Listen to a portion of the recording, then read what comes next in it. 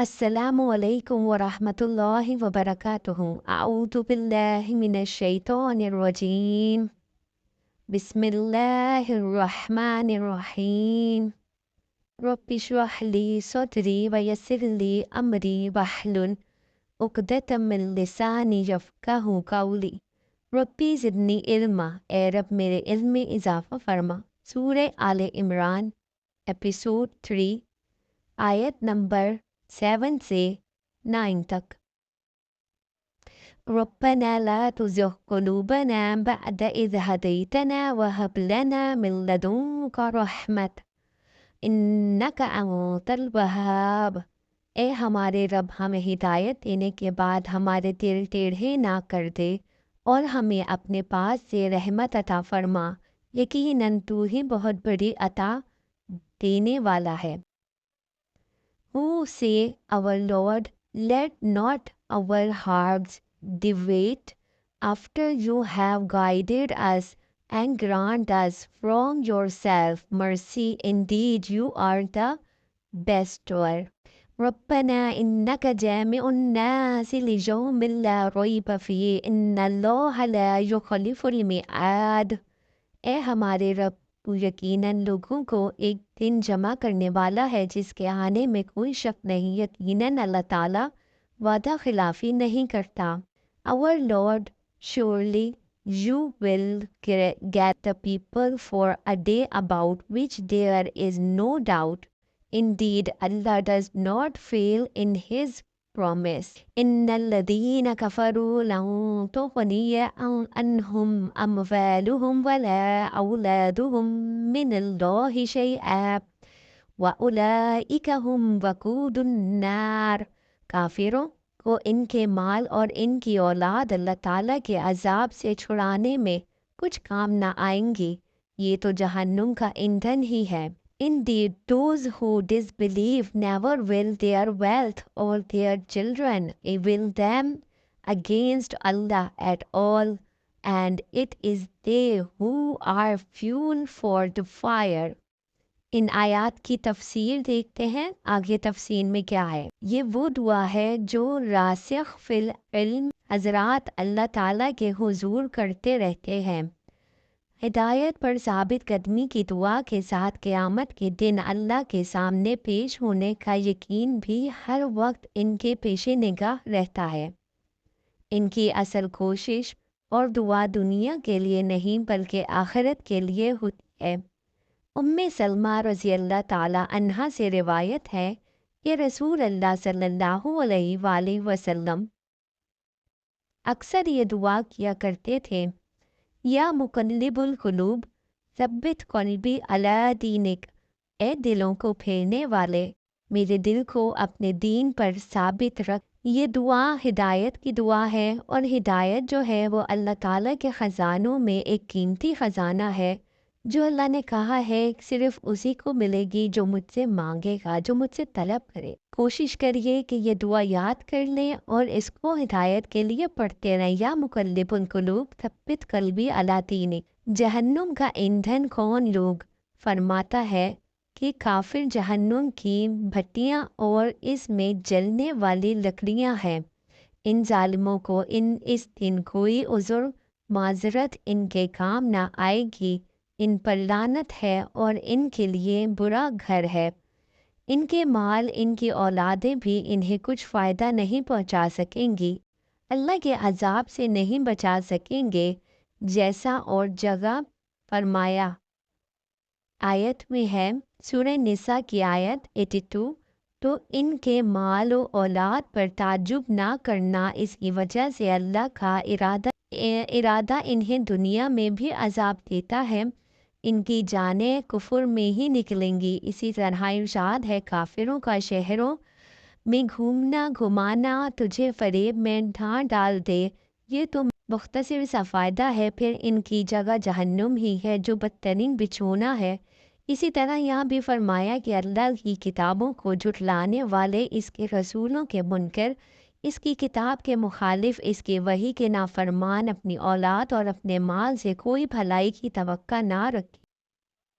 یہ جہنم کی لکڑیاں ہیں جن سے جہنم سلگائی اور بھڑکائی جائے گی۔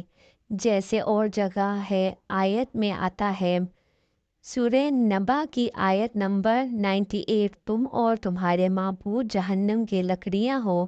ابن ابی حاتم میں ہے حضرت عبداللہ بن عباس عنہما کی والدہ صاحبہ حضرت ام فضل کا بیان ہے کہ مکہ شریف میں ایک رات رسول اللہ صلی اللہ علیہ وسلم کھڑے ہو گئے اور بآواز بلند فرمانے لگے، لوگوں کیا میں نے اللہ کی باتیں تم تک پہنچا دیں؟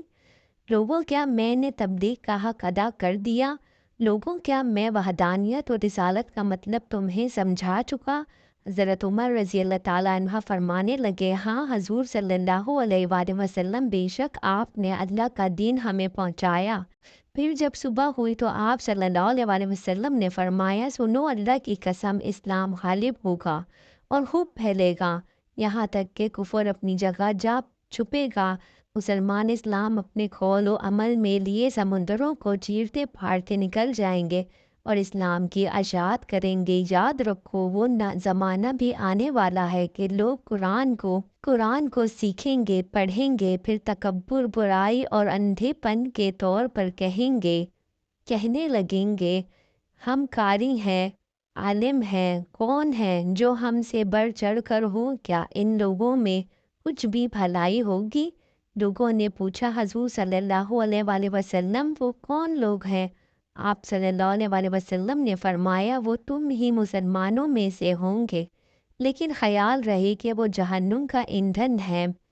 ابن مردوجہ میں بھی یہ حدیث ہے، اس میں یہ بھی ہے کہ حضرت عمر رضی اللہ تعالیٰ عنہ نے جواب میں کہا، ہاں ہاں اللہ کی قسم، آپ نے بڑی حرص اور چاہت سے تبلیغ کی، آپ نے پوری جدوجہد اور دوڑ دھوپ کی اور آپ نے ہماری زبردست خیر خواہی کی اور بہتری چاہی۔ پھر فرماتے ہیں، جیسا حال فرعونوں کا تھا اور جیسے کہ کرتوت ان کے تھے، لفظ داب حمزہ کے جزم سے بھی آتا ہے اور حمزہ کے زبر سے بھی آتا ہے، جیسا نہر اور نہر اس کے معنی شان، عدالت، حال طریقے کے آتے ہیں۔ امرا القیس کے شعروں میں بھی یہ لفظ اسی معنی میں آیا ہے۔ مطلب اس آیات شریف کا یہ ہے کہ کفار کا مال و اولاد اللہ کے ہاں کچھ کام نہ آئے گا، جیسے فرعونوں اور ان سے اگلے کفار کو کچھ کام نہ آیا۔ اللہ کی پکڑ سخت ہے، اس کا عذاب دردناک ہے، کوئی کسی طاقت سے بھی اس سے بچ نہیں سکتا، نہ اسے روک سکتا ہے۔ وہ اللہ جو چاہے کرتا ہے، ہر چیز اس کے سامنے حقیر ہے، نہ اس کے سوا کوئی معبود نارو ہے۔ بے شک اللہ تعالیٰ واحد ہے اور اس کے سوا کوئی معبود نہیں ہے، وہ اکیلا ہے اور اسی کی ہی بادشاہت ہے اور اسی کی ہی وحدانیت ہے۔ ہمیں اس پر پکا اور پختہ یقین رکھنا ہے۔ تو جناب یہ تھی ہماری آج کی تلاوت اور ہمارے ٹرانسلیشن اور اس کی تھوڑی سی مختصر اور جامع تفسیر جو آیت پڑھی ہے، ربنا لا تزغ قلوبنا بعد اذ ہدیتنا وہب لنا من لدنک رحمۃ انک انت الوہاب۔ یہ ایک خاص دعا ہے ہدایت کے لیے۔ جو لوگ چاہتے ہیں کہ اللہ تعالیٰ ہمیں ہدایت دیتے اور اللہ تعالیٰ سے ہدایت طلب کرنا چاہتے ہیں کہ ہم راہ راست پر آ جائیں، تو اس دعا کو بار بار پڑھیں، ہر نماز کے بعد پڑھیں، دن میں چلتے پھرتے آپ اس دعا کو پڑھیں، کیونکہ اللہ تعالیٰ نے خاص کہا ہے کہ ہدایت میرے خزانوں میں ایک قیمتی خزانہ ہے، اور جو چاہے گا، جو مانگے گا اور جو اس کی طلب کرے گا، میں اس کو عطا کروں گا، اور جو نہیں مانگے گا اس کو نہیں ملے گی۔ تو آپ لوگوں سے گزارش ہے کہ یہ دعا چلتے پھرتے اپنے مصروفیت کے دن بھر کے کاموں میں آپ اس کو پڑھتے رہیے اور اللہ سے ہدایت طلب کرتے رہیے۔ انشاءاللہ تعالیٰ ہدایت آپ کا مقدر بنے گی، اللہ نے چاہا تو۔ یہ تھی جناب ہماری ایک چھوٹی سی کوشش، جس کے اندر ہم تھوڑا بہت پڑھتے ہیں اور اس کا ترجمہ اور تفسیر کر لیتے ہیں۔ اگر آپ کو میری ویڈیوز یہ پسند آئے تو اس کو لائک کریں، شیئر کریں اور سبسکرائب کریں۔ کمنٹ باکس میں کمنٹ کر کے ضرور بتائیے کہ ویڈیو کیسی لگتی ہے آپ کو۔ میرے سے اس ویڈیو کے اندر کوئی غلطی زیر زبر پیش کی ہو گئی ہو تو اس کے لیے معذرت خواہ ہوں، اور خاص طور پہ اپنے اللہ تعالیٰ سے معافی چاہتی ہوں کہ پروردگار عالم مجھے معاف کرے اور مجھے اس کی درستگی کرنے کی توفیق عطا فرمائے۔ نیکسٹ ویڈیو میں نئی آیات کے ساتھ، نئے سبق کے ساتھ دوبارہ حاضر ہوں گی۔ تب تک کے لیے اللہ حافظ۔